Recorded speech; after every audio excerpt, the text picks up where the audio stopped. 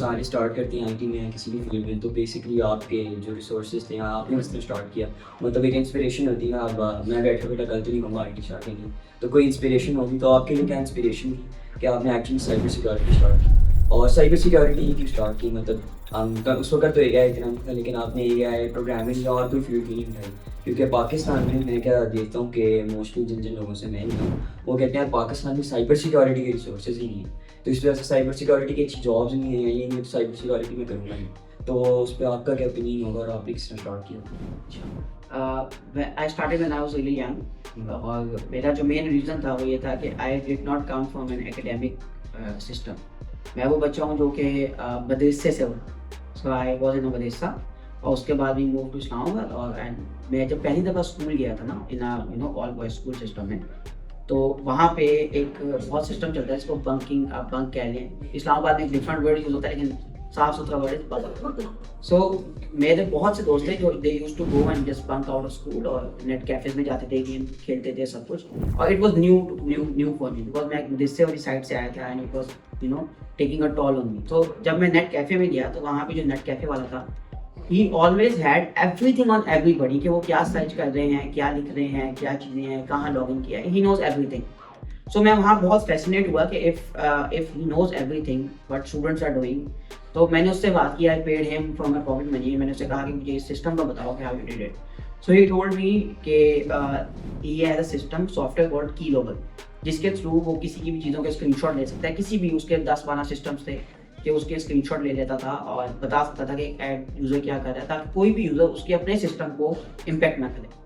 So I gave him money. मैंने उससे उसका कीलॉगर वाला सॉफ्टवेयर ले लिया, स्टार्टेड लर्निंग इट। मुझे गूगल किया, मुझे अंडरस्टैंड हुआ कि अच्छा this is a good field. And फिर मैंने फेसबुक अकाउंट बनाया and I started learning about keyloggers. फिर मैंने जहाँ तक मेरी रीच होती थी, जहाँ तक नेट कैफेज थे, मैंने हर नेट कैफे में जाके अपना कीलॉगर इंस्टॉल कर दिया। And I use to go weekly, और मैं डेटा एक्सट्रैक्ट करता था। Then I go to Facebook and deep web, वहाँ जाके मैं कहता था कि आई हैव 50,000 लोगों का ईमेल अकाउंट्स हैं, I want to sell it. So that's how I started. Because मेरी जो मोटिवेशन थी, it was purely for fun, for sake of games. So for अगर मैं उस लिहाज से बात करूँ तो न्यू आने वाले लोगों के लिए, न्यू आने वाले बच्चों के लिए, न्यू आने वाली जनरेशन के लिए, it's actually very easy to get into security now. Back then it was easy to hack things, but it was not easy to get into the industry itself because resources nahi available थे.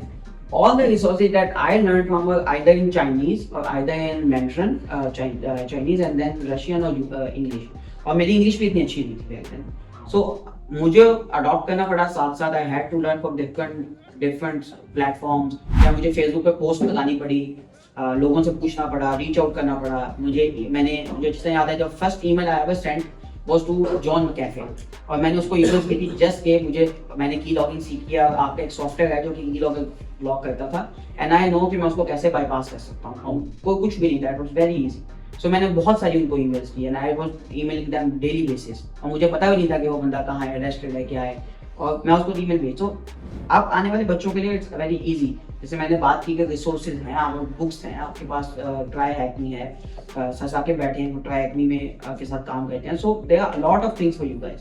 अब मेरी जो purely motivation थी, it was for having fun, for finding things, और actually getting data of a user and reading दूसरे लोगों की जिंदगी में क्या चल रहा है, जो कि ऑब्वियसली अब पॉसिबल नहीं है किसी भी स्टूडेंट के लिए करना। बट मेरी मोटिवेशन या मेरे साथ ग्रो अप करने वाले जो दोस्तों से हैकर्स है पाकिस्तान से, उनकी मोटिवेशन ये कि अभी आपने अगला क्वेश्चन रिसोर्सेज पे था कि रिसोर्सेज क्या कहें, तो रिसोर्सेज तो आपने ऑलरेडी मेंशन कर दिए। एक हैक द बॉक्स रिसोर्सेज है, और मेरा ख्याल से एक जो है रिसोर्स बहुत अच्छा है, वो LLMs, जो लेटेस्ट लैंग्वेज मॉडल हैं, जैसे चैट जीपीटी यूज़ करते हैं आप लोग, तो एक वो, और बाकी क्या आपने कोई रिसोर्सेज ऐड करने, रिसोर्सेज क्या हैं?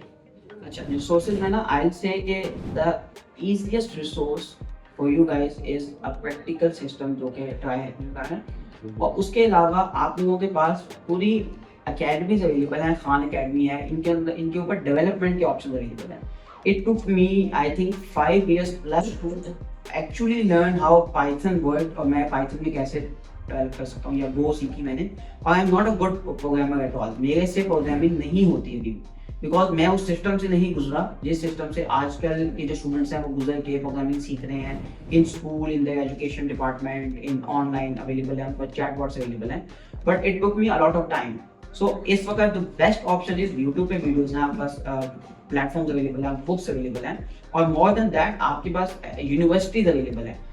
मैं आजकल जो कोर्स कर रहा हूँ इट्स कॉल्ड EDX पे CS50. तो मैं CS50 का MIT का CS50 का साइबर सिक्योरिटी वाला हमने निकाला है. आई थिंक 3 मंथ्स पहले आया, फ्री है. सो और यू डोंट नीड दैट $100 पे करके आप उसकी सर्टिफिकेशन लेना चाहे तो ले, वरना it's okay. So these are resources जो CS50 अगर आप एज कंप्यूटर साइंस में भी एंट्री लेना चाहते हैं, सो सब कुछ भूल जाएं बिफोर एंट्रिंग इन यूनिवर्सिटी. आप पूरा 1 साल लगा के CS50 लें, फिर यूनिवर्सिटी जाएं, तो इट्स अ गेम चेंजर. और लास्ट क्वेश्चन है बेसिकली हम फाइंडिंग अ बग का प्रोसेस. ये प्रोसेस बहुत फेमस है और बहुत ज़्यादा इंटरव्यू देते हैं, इसलिए मैंने एक प्रोसेस रखा था. बेसिकली एक जैसे बग है, मैं बग एंटी हंटिंग करती हूँ. एक मैंने जो बग आइडेंटिफाई किया था, क्योंकि इम्पैक्ट के ऊपर प्रॉबेबली जो मसला आता है ना स्टूडेंट्स को या जो भी हैं जो बिगिनर्स हैं, मेरे लिहाज से वो इम्पैक्ट भी होता है. जैसे बग तो फाइंड कर लिया लेकिन उसका इम्पैक्ट कुछ नहीं है. ऐसे एक बग मैंने ढूंढा था बहुत शुरू में मैंने साइबर सिक्योरिटी की थी. तो उस वक्त मैंने जो बग आइडेंटिफाई किया था वो मेल्स का था.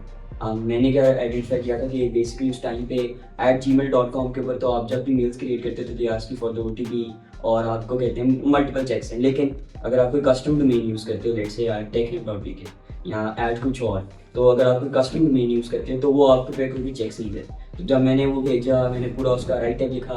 अब ऑफ कोर्स उस टाइम पे मैं कोई इतना एक्सपर्ट नहीं था, लेकिन ऑफ कोर्स मैंने ढूंढा, वो ट्राई किया. मैंने वो वर्कशीट लगाया उसको ऑटोमेशन में, तो ट्राई करके 10,000 अकाउंट्स क्रिएट किए इंस्टाग्राम पे. तो वो सबमिट किए कि यार ये क्रिएटेड अकाउंट्स हैं. डिस्कॉर्ड पे भी सेम, ट्विटर पे भी सेम. तो वो जो आइडेंटिफाई हुआ था मेरा ख्याल से T1 था या I don't know which one, लेकिन जो आइडेंटिफाई हुआ था वो सबसे लो लेवल उस पर था और उसके लिए कुछ अवार्ड वगैरह नहीं मिला, लेकिन कम से कम इट वाज वर्थ इट. और ये NDA में भी है अभी भी, नॉट डिस्क्लोजर भी लगी उसके ऊपर, डिस्क्लोज भी नहीं कर सकता, लेकिन खैर है. तो ऑफ कोर्स मुझे जो मेरे ख्याल से जो हेल्पफुल होगा कि मतलब मैंने CS50 ले लिया, मैंने कोर्सेज ले लिया, लेकिन प्रैक्टिकली फाइंडिंग अ बग और उसका इम्पैक्ट के लिहाज से. अच्छा, let's start with finding a bug. Practically bug find करने से पहले आपको जो सिस्टम आपने टेस्ट करना है उसका अंडरलाइन जो एप्लीकेशन है उसकी बेसिक अंडरस्टैंडिंग है. There is a thing in security जो हम उसको कहते हैं monkey testing. When you give a monkey a banana, वो खाली उस बनाना को खा नहीं लेता डायरेक्टली, वो उस पर डिफरेंट किस्म के टेस्टों को साथ यूज करता है and then he eats it. So इसके अंदर भी आपको मंकी टेस्टिंग करनी पड़ती है. जस्ट मैं जो मेरे एक सिंपल सा टेस्ट है, सिंपल सा सिस्टम है, व्हाट आई डू इज कि मैं एप्लीकेशन को वर्कसूट से खोलता हूँ. I don't turn on the proxy. Simple as that. मैं उसमें एक अकाउंट बनाता हूँ, उसका हर URL विजिट करता हूँ. जिस तरह वो एप्लीकेशन यूज होनी चाहिए, उसका इंटेंडेड फंक्शन जो है मैं उसको सब कुछ को एग्जीक्यूट करता हूँ. And I write each and everything in points. अब तो बल्कि मैंने ChatGPT के अंदर मैं उसका वॉइस वाला साथ खोला होता है, तो it actually helps and take down notes very easily. मुझे मैनुअली टाइप नहीं करने पड़ते, मेरे पास लाखों नोट्स आ जाते हैं within minutes. और आप उसके नोट्स बनाएं कि how it actually works. उसके बाद you need to take 3 things in mind. जैसे CIA ट्राइड की बात की थी, किसी भी बग का इम्पैक्ट बनाने के लिए you can use 3 things. सबसे पहली चीज ये है कि how the bug impacts the application, its users, its creators और the application itself. The second चीज इज कि क्या जो वो बग है, क्या वो CIA ट्राइड में से किसी एक चीज को टच कर रहा है, क्या वो कॉन्फिडेंशियलिटी को टच कर रहा है, सिस्टम की इंटीग्रिटी को कर रहा है या सिस्टम की अवेलेबिलिटी को कर रहा है. उसके बाद तीसरा सिस्टम CVSS का स्कोर होता है, जो बग काउंटिंग या वल्नरेबिलिटी असेसमेंट में पेनिट्रेशन में यूज होता है, टू स्कोर इस वल्नरेबिलिटी को कि हम कितना इसको पॉइंट्स दे सकते हैं for its on assessment impact. ठीक है, उसमें होता है कि नेटवर्क बेस्ड है, ओके यस, कितना एक्सेस चाहिए, कितना रोल चाहिए, क्या एक्सेस है, कॉन्फिडेंशियलिटी, उसका सब कुछ उसके अंदर. तो you need to calculate that based on your understanding और उसका प्रॉपर लॉजिक लिख लेंगे, यस व्हाई इट इज. ठीक है, and the last thing is कि उस बग को क्या आप किसी दूसरे बग के साथ चेन आउट कर सकते हैं. जैसे if there is a bug called open redirect, what it does कि आपका एप्लीकेशन है जो लॉगिन के वक्त लॉगिन का URL देता है, जिसके वक्त एक और URL देता है लॉगिन का होम पेज का. व्हाट इफ आप उसको evil.com पे रीडायरेक्ट कर दें. सो इट्स अ P4 और P5 इंफॉर्मेशनल है या P4 है, बिकॉज उसका कोई इम्पैक्ट नहीं है अदर देन दैट कि वो एक वेबसाइट को दूसरी वेबसाइट को रीडायरेक्ट करता है. But what if that redirect included a token for the login token जो कि आइडेंटिफायर है, सेशन आइडेंटिफायर है, और वो evil.com पे जा रहा है, and evil.com is owned by you, so you can send that URL to somebody, और जैसे ही वो लॉगिन करता है इस URL के थ्रू, his identified token आपको रिसीव हो जाता है, you can take over their account from that. So that obviously turn from P1 to P3 or P2. अभी P4 से P3 और P2, अब P1 अभी भी नहीं आएगा because user interaction is required. And but if you can use the same endpoint to perform as SSRF, service side request पहुंचनी, आप इंटरनल सिस्टम्स को हिट कर सकते हैं, AWS का मेटा डेटा निकाल सकते हैं, so then you have the secrets and everything. So now it converted from P5 to P1. So आपको पूरा माइंडसेट लेके चलना पड़ता है। डिस्कवरी का जो प्रोसेस है ना, it's a monkey testing. First आप उसको नॉर्मल यूजर की तरह इस्तेमाल करेंगे, then you perform a monkey testing, उसकी हर चीज को छेड़ेंगे, हर वैल्यू को चेंज करेंगे, हर चीज को नई चीजों को इंट्रोड्यूस करेंगे, एरर्स को देखेंगे, नोट्स देंगे, and then you start to perform the actual vulnerability testing. गलती कहाँ होती है कि स्टूडेंट्स या बच्चे या नए, या हम भी कर लेते हैं अक्सर, कि हम एप्लीकेशन खोलते ही वल्नरेबिलिटी टेस्टिंग में चले जाते हैं, until unless आप उसकी बिल्कुल बेसलाइन को नहीं समझते, बिल्कुल बेसलाइन किया, अच्छा उसमें एडमिन रोल है, एडमिन करता क्या है, यूजर क्या करता है, देन आप उसको लेके चलते हैं तो इट वर्क्स। ठीक है। और last of all basically cyber security, क्योंकि जिस वक्त मैंने ट्रायल किया था, मुझे साइबर सिक्योरिटी की टूल्स, अब मैंने बहुत चीज़ें खेला था, मैं अपनी एग्जाम्पल देता हूँ, हार्डवेयर, RF फ्रीक्वेंसीज और सो ऑन सो फोर्थ, अभी वो जैसे फ्लिपर बने तो उस वक्त SDRs थे, तो सॉफ्टवेयर डिफाइंड रेडियोस बहुत चीज़ों से खेला, तो मुझे कभी साइबर सिक्योरिटी के अंदर ये एक अच्छी चीज़, मतलब एक कोई प्रॉपर फील्ड नहीं मिली। लेट्स से अब मैंने ऑफेंसिव किया, डिफेंसिव किया, लेकिन एज फॉर मी मुझे इतने टूल्स मिले, इतने डिफरेंट टूल्स मिले, और हर टूल लिखा होता था पाइथन में, तो इतने टूल्स मिले, और eight the end of the day पे मुझे क्या फील हुआ कि यार साइबर सिक्योरिटी है ही बस tools.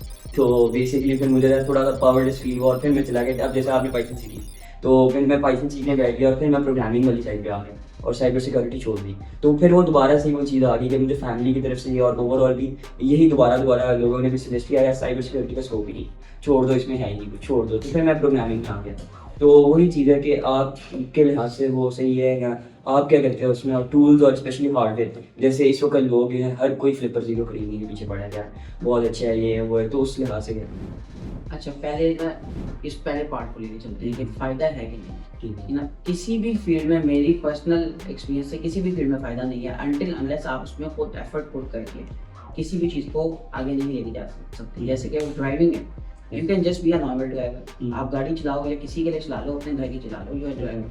But to be a Formula 1 driver, to be a race car driver, you have to put efforts, you have to make your body, your reflexes faster, and then you have to take exams, medical and everything, और फिर आप वहाँ पहुँचते हो। Just like that, security के अंदर generally तौर पे हर चीज़ का फायदा है as long as you are putting efforts into it.